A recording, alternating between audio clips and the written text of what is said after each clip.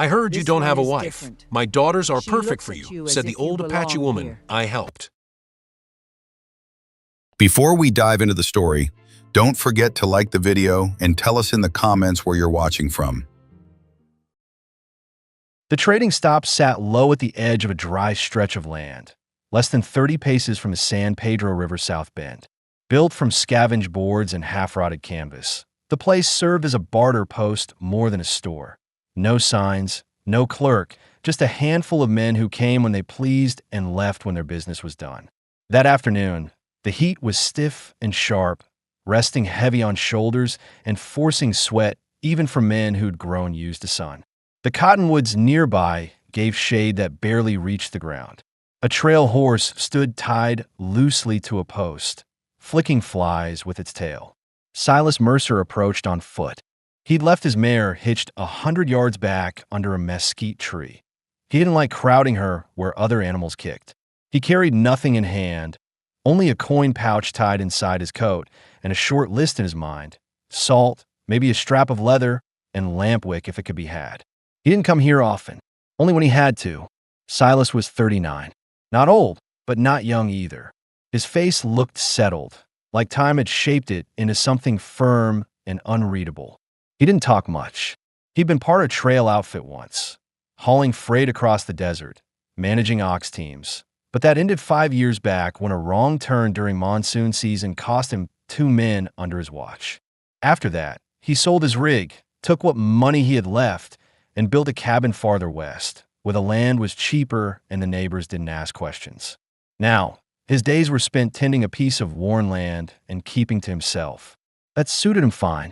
As he stepped up to the edge of the post, he caught sight of 2 men leaning over a table. Their tone was flat but edged. One of them, broad across the back, maybe 35, with a sharp mouth, was speaking over an older Apache woman. She stood behind a woven basket. Inside were hand-coiled ropes, shaped wood, and maybe 2 pairs of moccasins. The man held one moccasin in his hand and twisted it, like testing its worth, but his price was a joke. The woman didn't speak. She just stared straight ahead, not at the men, not at anyone. Her clothes were travel-worn, her shawl layered for sun, her eyes still. Silas watched from a few steps back. He didn't know her, didn't know what tribe she came from, but he saw clearly what was happening. The men had no intention of paying fair. They didn't care who she was or how far she'd come. They were there to cut her down with price, not trade. He moved in then, 2 steps forward, no noise, no show. He didn't reach for anything, just stood there beside her, near enough to block the wind if it had been blowing, close enough to signal they weren't alone now. The man holding the moccasin looked up, annoyed at first. Then he saw Silas. His face changed, not to fear, but to calculation. Silas didn't look threatening, but he didn't look like a man who backed away either. "Something you need?" the man asked. Silas didn't answer. He glanced once at the moccasin still in the man's hand, then slowly down at the basket. He crouched and lifted it, checked the contents, and then stood. He reached into his coat, took out 5 silver coins, and placed them in the woman's open palm without touching her. His hand pulled back fast, not out of fear, but because he respected the line. The men didn't say another word. They turned, made a few half-hearted comments, and left. Silas stayed a second longer, looking down at the old woman.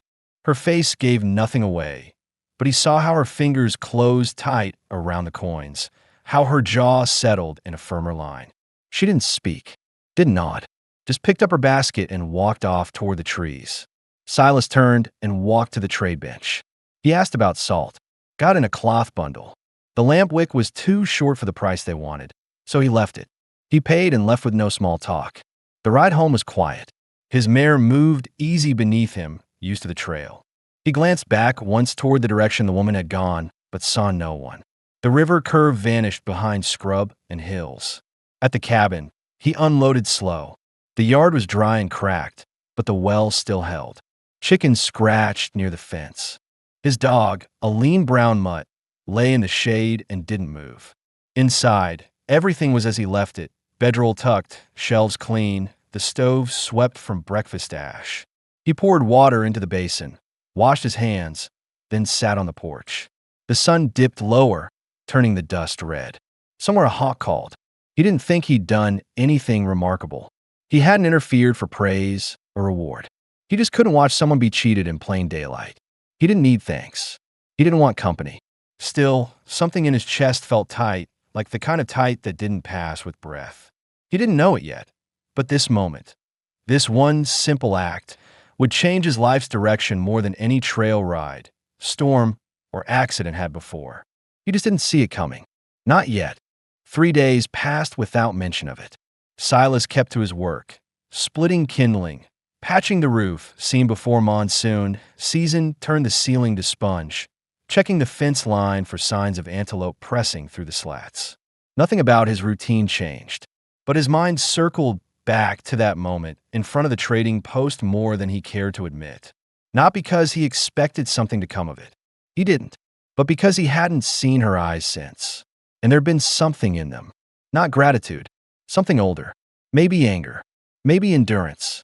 That evening, the light fell sharp through the western trees, carving long shapes across the yard. The chickens had roosted early. The mutt hadn't barked all day. Silas had just set down a boiled potato and strip of salted meat on a tin plate when he heard it. 3 short knocks on the frame of his front porch. Not the door, just the outer wood. He reached for his coat, more from instinct than threat. He opened the door slow. There, standing just beyond the threshold, was the old Apache woman, the same one from the trade stop. Her shoulders were straighter than he remembered. The same basket now held wrapped bundles, tied with cord. Behind her stood 2 women, young, mid-20s at most. The one on the left stepped slightly forward. Taller, sharper in the jaw, with eyes that moved fast. She had the look of someone who watched everything at once. The other stayed behind the elder's shoulder, her head tilted down just enough to avoid direct gaze. Her hair was tied in a low braid. Her dress was simple but clean. Silas didn't speak yet. The elder didn't wait for him. "You didn't take anything from me," she said. Her voice was low, shaped by years that gave no room for softness. Didn't ask, didn't demand. Just stood. Silas held the door, but didn't lean on it. "Seemed right," he answered. The elder nodded once. She set the basket on the porch without crossing the threshold. "These are my daughters. This land, you live here without wife. I saw it on your face. You don't belong to anyone. That matters."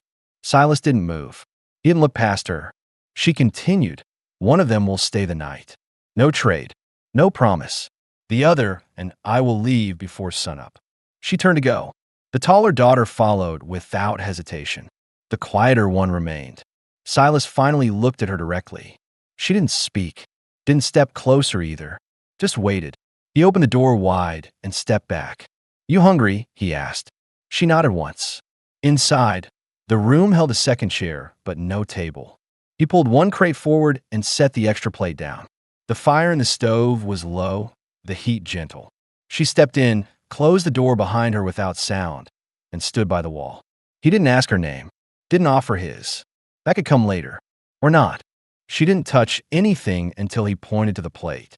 Then she sat on the crate and ate slow, not from fear, but caution, like every motion had weight. Silas sat opposite her and picked at his own food. The silence wasn't thick. It was just real. He watched the way she scanned the room without shifting her head. How her fingers kept close to the edge of the plate. How her eyes darted once toward the door when the wind outside picked up. She wasn't waiting to be spoken to. She was waiting to see if she was safe. That was something Silas understood without needing it explained. When the meal was done, she stood and set the plate in the tin basin. No words. He pulled out the extra blanket and laid it near the stove, away from the draft. She moved toward it without being told. Sat cross-legged, hands folded over her lap. He doused the lamp, but kept one candle lit. Sat back in the chair by the door. The quiet that settled in wasn't empty. It felt like the start of something they hadn't named, and wouldn't need to. Before the sky turned fully pale, the elder returned to the porch. No words were exchanged. She stood in the yard with the taller daughter beside her, waiting as the light crawled up the ridge behind the cabin. Silas opened the door without rush. He didn't ask if they'd slept, didn't offer coffee. The elder didn't look like she wanted any. The younger woman, still sitting by the stove where she'd stayed through the night, rose to her feet. Her braid was looser now, Her dress looked the same, but her eyes were clearer. She didn't look toward her mother. She looked at Silas. The elder spoke first. She can come now, or she can remain. It's not my word that keeps her. The daughter gave no sign of being pressed. Silas looked at the ground for a second, then up. She's free to stay if that's what she wants. No ceremony followed. The elder simply turned. The taller sister gave one glance over her shoulder, unreadable, then followed. They walked off toward the tree line, the morning dust rising around their steps. No goodbye was said. None was expected. Silas didn't watch long. He stepped aside to let the girl move past the threshold. She stood a moment in the doorway, one hand resting on the frame, and then she crossed back inside without hesitation. He poured water into the basin and handed her a clean cloth. She took it with a nod and washed her hands and face with slow, careful movements. She didn't seem unsure, just precise. "Name's Silas," he said after a moment, not expecting her to answer. She looked at him and spoke quiet, clear. "Nita." That was enough. He set a tin plate with bread and beans on the crate again. She sat without needing to be told. Outside, the sky grew brighter. Chickens scratched under the porch again. The dog sniffed near the woodpile and circled back to lie under the wagon frame. After breakfast, Silas gathered his tools for fencing. The southeast post line had taken a beating from last month's wind. He didn't ask Nita to come.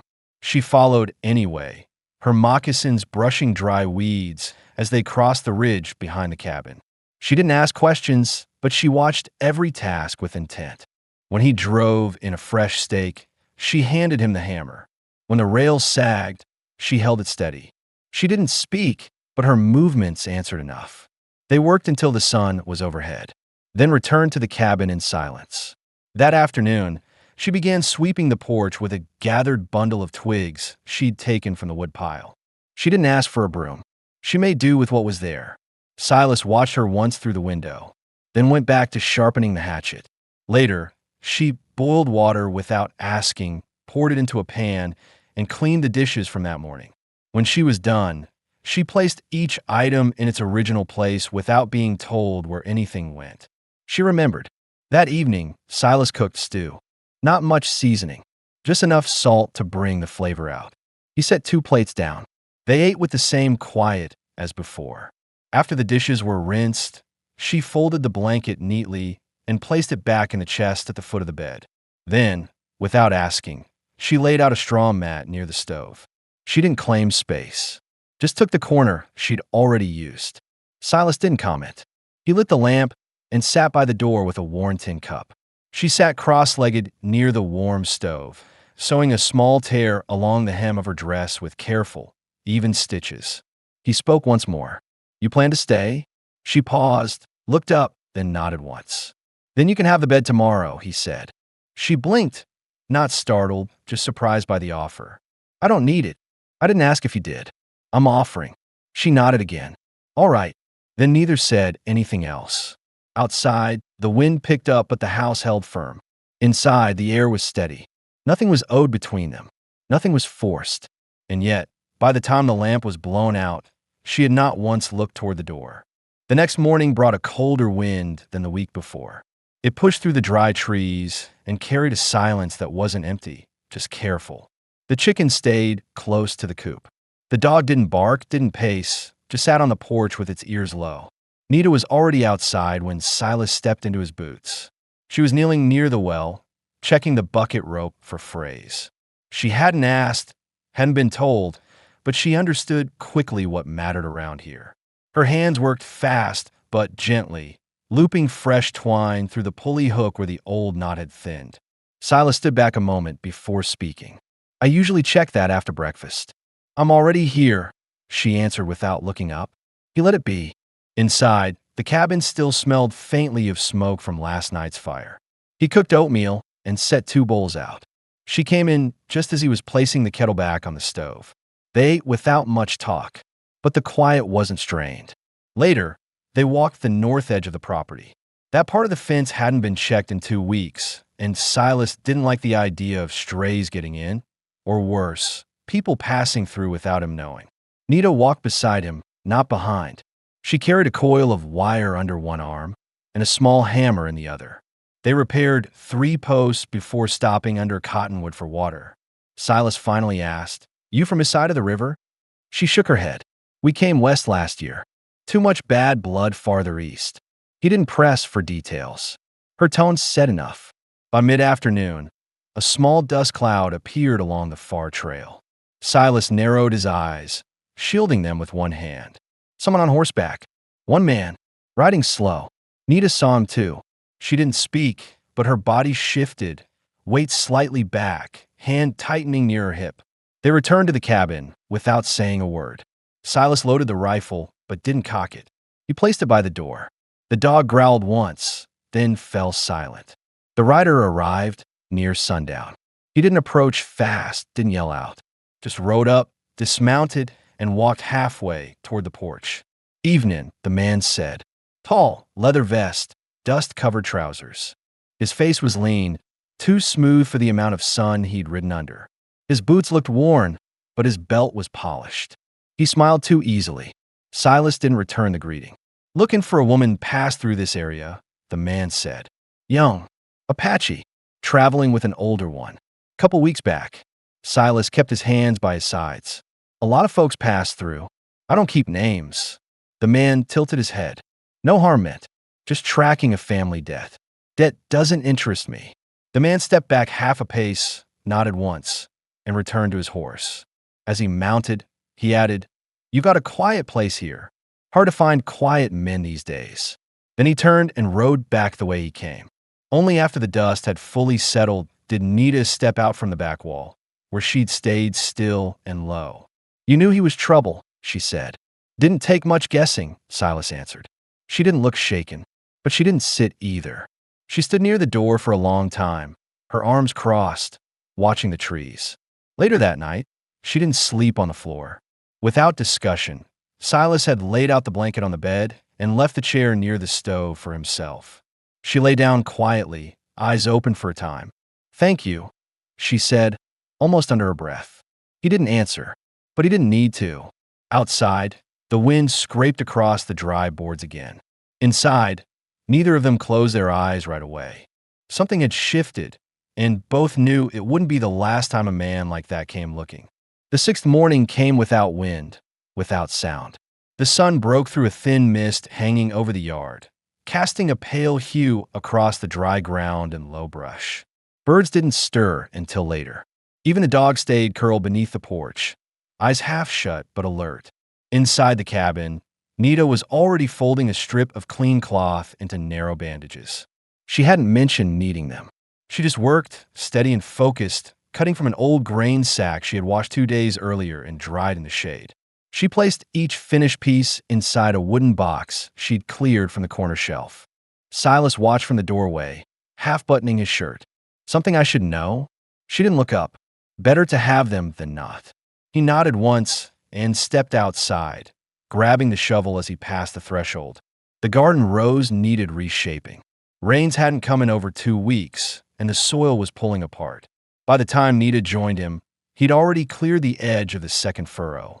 She carried a small tin cup with her, filled with crushed ash and grit. Without being asked, she knelt and scattered it over the base of the row to hold moisture. Neither said anything. It had become common now. The work done shoulder to shoulder, words only used when needed. She tied her braid tighter before lifting the bucket. Her sleeves were rolled, her hands dry and callous from the last week of mending, chopping, carrying. She no longer asked where anything went. If it was hers to touch, she fixed it. If not, she left it. Silas noticed the changes. How she moved differently in the cabin. How she no longer checked the window before undressing behind the hanging cloth he'd strung across the corner. How her voice, when she did speak, came more certain. That afternoon, she rearranged the shelves in the kitchen wall. Not carelessly, with order. The coffee tin moved beside the flour. The knives hung instead of lying loose. The firewood stack was pulled tighter and neater. He didn't stop her, but he noticed. At dusk, they sat on the porch without speaking for nearly an hour. The dog rested between them, snoring lightly. In the distance, a coyote yelped once, far off across the ridge. Then she asked, "You ever live with anyone?" He hesitated before answering. Not like this. She waited. He didn't elaborate. She didn't press. They sat longer as the sun slipped behind the canyon wall. Later that night, Nita knelt by the hearth and took the rifle from its hook. She wiped it down with the cloth Silas usually used, slow and careful. When she finished, she reloaded it without looking to him for confirmation. He leaned against the frame of the door, arms crossed. You know how to handle that? I wouldn't be here if I didn't, she said. He didn't question her further. Before bed, she drew 2 lines in the dirt outside the back wall, one pointing toward the trail they'd used to come in, the other angling out toward the dry creek bed. What's that for? Silas asked. If someone's watching, I'll know where they came from by the way the dust shifts. He looked at the faint marks. Simple. Effective. You expecting someone? Not yet. That night, she didn't take the bed. She slept on the floor again, even though the bed was made for her. He didn't ask why. She didn't offer a reason. But she kept the rifle beside her, not loaded, just close. Silas didn't sleep much. Not because of worry. Because he'd begun thinking about what it meant to have someone not just live in your home, but rearrange it, prepare it, guard it. He'd spent years keeping everything the same. Not because he liked order, but because it kept things predictable. Now, the shelves had changed. The dishes sat in different places. The tools were cleaner than he left them. The water barrel had been moved slightly closer to the door. Nothing had been taken from him, but everything around him was becoming shared. He wasn't sure what to make of that. In the dark, Nita shifted in her sleep, the firelight barely catching the edge of her hair. She didn't wake, and he didn't move from his seat by the door until the coals went dim. The wind returned the following morning. Not hard, but with a dry edge, moving in short bursts that tossed loose dirt across the yard and snapped at the ends of the washing line. The sky had a dull, brassy tint. Too early in the season for storms, too late to ignore the signs. Silas stood at the corner of the barn, bracing a panel that had come loose overnight. His shirt clung to his back, soaked from the sweat of hammering in the still heat. Behind him, the mule shifted in its pen, restless, picking at the straw. Across the yard, Nita was boiling water outside instead of inside the cabin, using a cast iron tripod she'd built out of scrap fence posts. She preferred it that way, said she could hear better outside, said the fire burned cleaner in open air. She had already laid out the knives for sharpening, a sewing kit nearby, and the box of dried roots she had ground down in a powder earlier that week. She didn't explain what she was preparing. She just kept working. By mid-morning, a shape appeared on the horizon, small, slow-moving, a figure on foot. Silas lowered the hammer. His hand slid to his hip without rush. Nita stopped grinding. Her eyes narrowed. She didn't go for the rifle this time. She went inside, closed the door, and came out with her shawl wrapped around her shoulders, hair tied back, her feet bare for quieter steps. They both stood still as the man approached. He wore a long coat despite the heat. His gait was uneven, as if one leg didn't work quite right. Dust coated his boots, but his face was clean. When he got close enough for features to show, Nita stiffened. Silas watched her first. Her jaw clenched. Her shoulders lifted slightly, but she didn't retreat. The man stopped 10 paces from the porch. "I come peaceful," he said, voice low, steady. "Ain't here to take nobody." Silas didn't speak. He just stepped slightly forward, placing himself between the man and the front steps. The stranger looked at Nita then, and only then. "You left quick." Nita didn't flinch. "Didn't owe you goodbye." The man shifted his weight, glanced at the ground. "Your mother gave me her word. You were promised." "That was her mistake," she said. The man looked towards Silas now, measuring him. "This your place?" Silas didn't answer. "She belongs to me by arrangement," the man added. "I fed her family, protected them. This is a matter between us." "She belongs to no one," Silas said, eyes steady.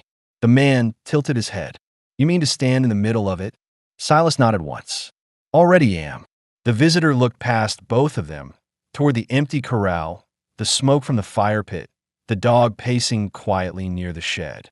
He saw no sign of threat, but he didn't miss the loaded rifle leaning by the cabin door. "You won't see me again," the man said at last. "But others might. She's got a name that carries weight."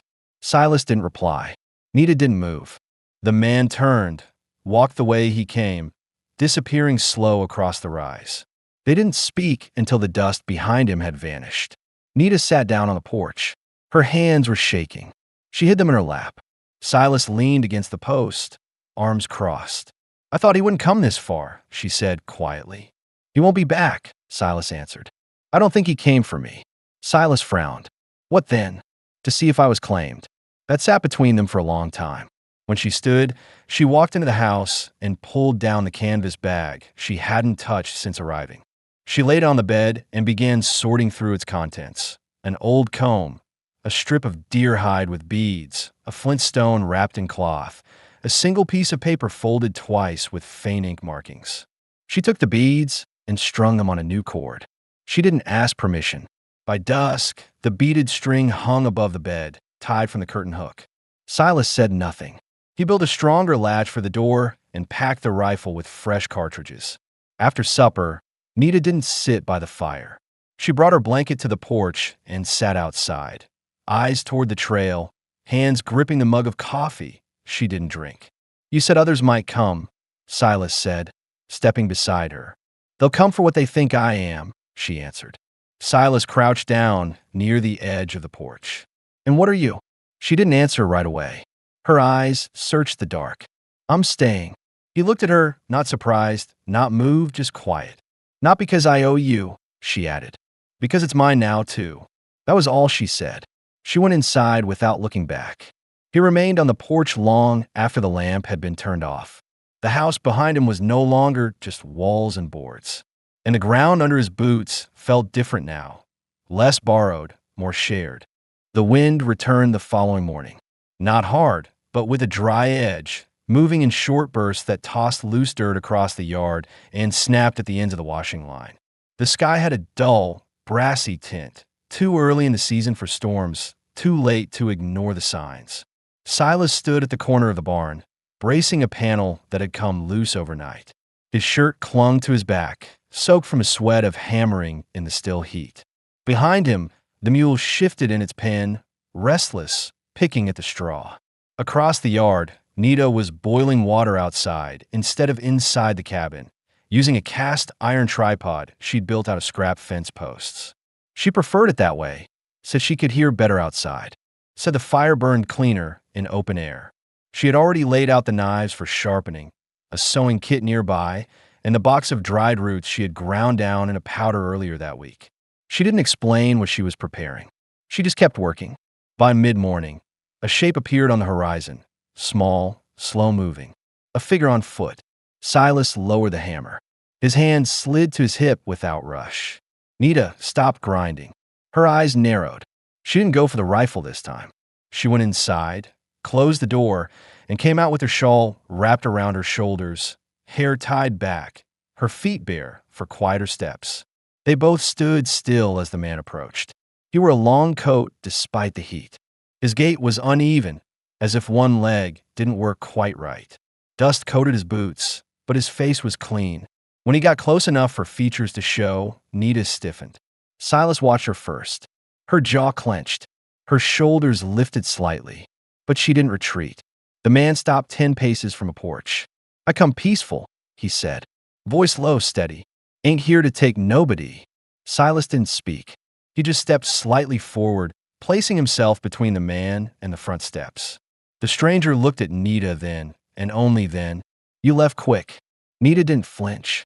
"Didn't owe you goodbye." The man shifted his weight, glanced at the ground. "Your mother gave me her word. You were promised." "That was her mistake," she said. The man looked towards Silas now, measuring him. "This your place?" Silas didn't answer. "She belongs to me by arrangement," the man added. "I fed her family, protected them. This is a matter between us."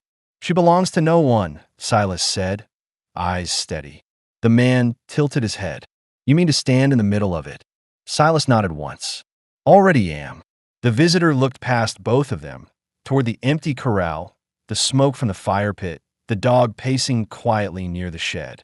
He saw no sign of threat, but he didn't miss the loaded rifle leaning by the cabin door. "You won't see me again," the man said at last. "But others might. She's got a name that carries weight." Silas didn't reply. Nita didn't move.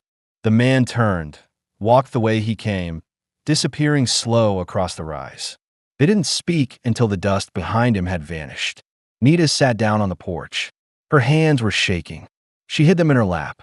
Silas leaned against the post, arms crossed. "I thought he wouldn't come this far," she said quietly. "He won't be back," Silas answered. "I don't think he came for me." Silas frowned. "What then?" "To see if I was claimed."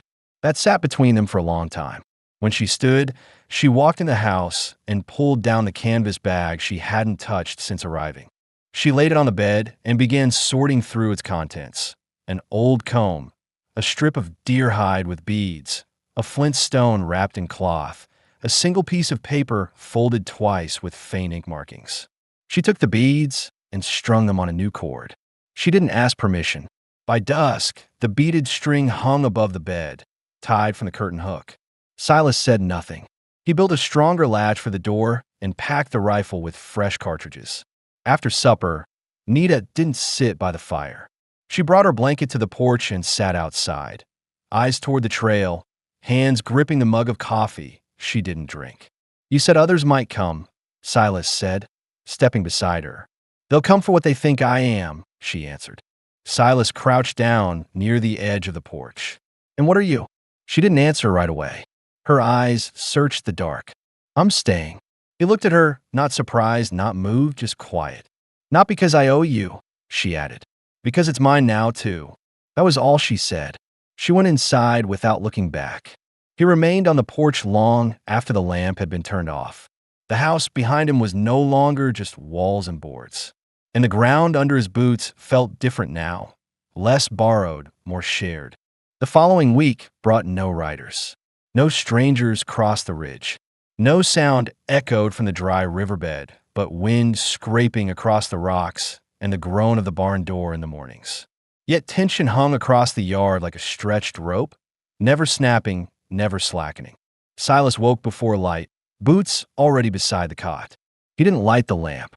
He didn't need it anymore. Every board of the cabin, every nail, every tool had become familiar underhand, even in darkness.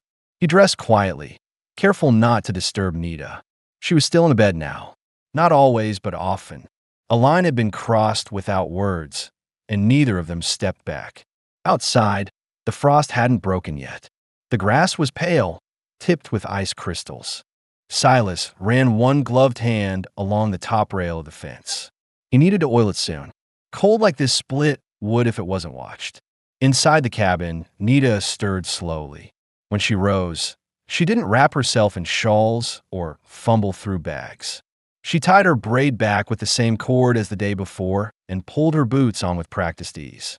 She glanced once toward the window before stepping out, hands already holding the kettle. Water needed boiling. Bread needed baking. They had stopped asking each other what needed to be done. They simply did. By mid-morning, Nita was in the garden bed, breaking up the hardened topsoil with a carved iron hose Silas had given her 2 days prior. It had belonged to a man Silas no longer spoke of. He offered it to her without backstory, just a nod, and she accepted it with the same wordless understanding. Silas cut firewood out near the sycamore, where the ground stayed firmer. He chopped slower now, not from age, but because the sound carried far and he liked knowing how it felt to break the silence deliberately. Every swing had weight. Every echo came back clean. Around noon, Nita emerged from the cabin with a parcel wrapped in oilcloth, cornbread, 2 smoked strips of rabbit, and dried apple slices.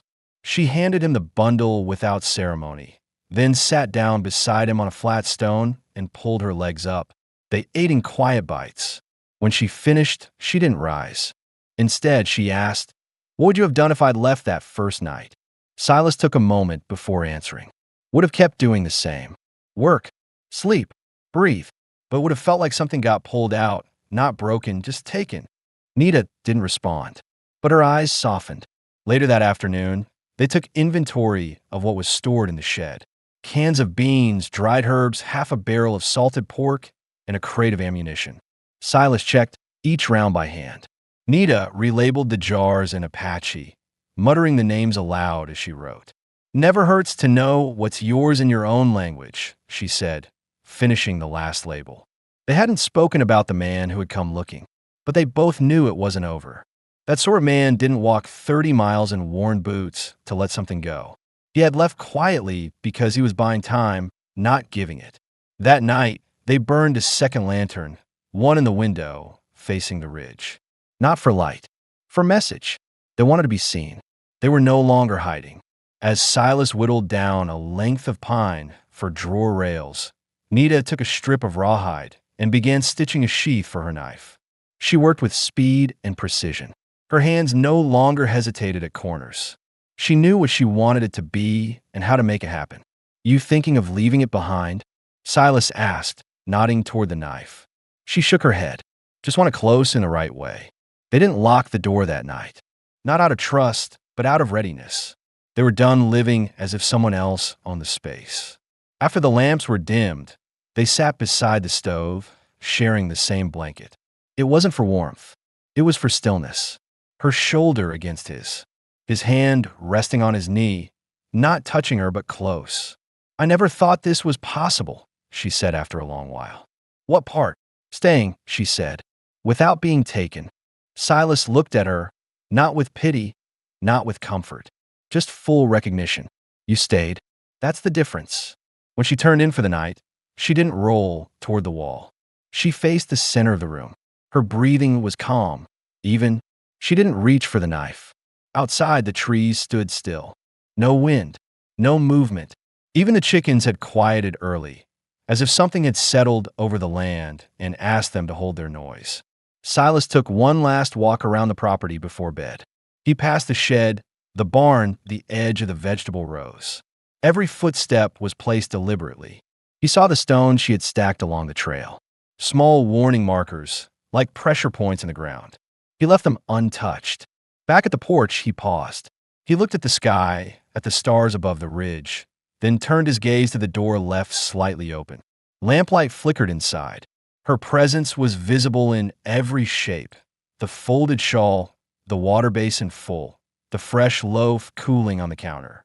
He didn't need to be told. This was hers now, too. And if someone came, they'd find both of them standing in the way. The final test came just past dusk, 3 weeks after the last visitor. The air held stillness that didn't feel natural. No wind, no insects, not even the usual creak of the barn. The kind of quiet that warned something was waiting. Nita was inside folding clean linens, placing them into a new chest Silas had built from salvaged pine. She had organized the space so thoroughly that there was no more clutter, no more signs of arrival. She lived here now. Her items didn't sit in corners. They had places. Silas had just finished cleaning the rifle again. Not because it needed it, but because he liked knowing it was ready. He oiled the bolt, tested the balance, placed it near the front door, and didn't mention it to her. He didn't have to. Around the same time, the dog started pacing. Not barking, just circling tight, sniffing the ground and looking off toward the ridge. Nita stepped outside with the lantern to see for herself. The light reached only as far as the edge of the shed, but her eyes didn't need it. She could feel it too. Someone was out there. Silas joined her at the top step. He didn't bring the gun. He brought the same still posture he always carried. Shoulders even, hands resting near the belt, chin slightly down. The man they saw approaching had a different walk than the last. Slower, limping, no horse, just dust on boots and something coiled in one hand that caught the lantern glow. Nita narrowed her eyes. "That's not the same one," she said quietly.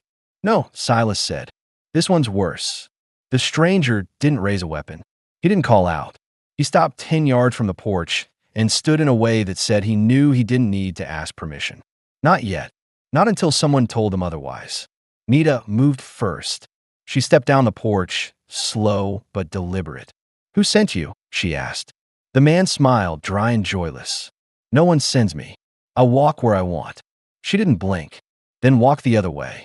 He took one step forward. Heard a woman came out this way. Apache. Not claimed. Not marked. Not married. Silas stepped down now beside her. Not ahead. Not behind. "She ain't alone," he said. The man's smile dropped. "You got papers?" "No one here needs them," Nita answered. He looked between them. "I've bought women for less than what you're offering her. Hell, I've taken them for nothing when no man spoke up." Silas didn't reach for the rifle. He didn't need to. Then maybe you've been walking in the wrong country. The man shifted. His hand twitched. But something in Nita's posture stopped him. She hadn't moved a muscle, but her weight had centered, her hands low and steady. Her stance said she was ready, and she wasn't waiting on Silas to make the call. "You aiming to die out here?" she asked him directly. That gave him pause. "I've lived through worse," he said. "I haven't," she replied. "But I'm not running again." The wind finally moved then, a slow push that carried the dry smell of dust and wood smoke. The dog growled low, then fell silent again. The stranger held the stare a few seconds longer, then let the rope in his hand fall. It wasn't a weapon, just a length of hemp, frayed and stained. "You're not worth the ride back," he muttered. And he turned. They didn't move until his silhouette faded into the trees. Back inside, Nita washed her hands in the basin and sat on the cot. She didn't cry. She didn't shake. She unlaced her boots and looked up at Silas. "I don't need protection," she said, "but I chose to stay because I knew you'd never use me like they did." He nodded. "And I never will." She stared at him a long time, then said, "You still want me here, knowing that?" "Yes." "You sure it's not pity? It's respect."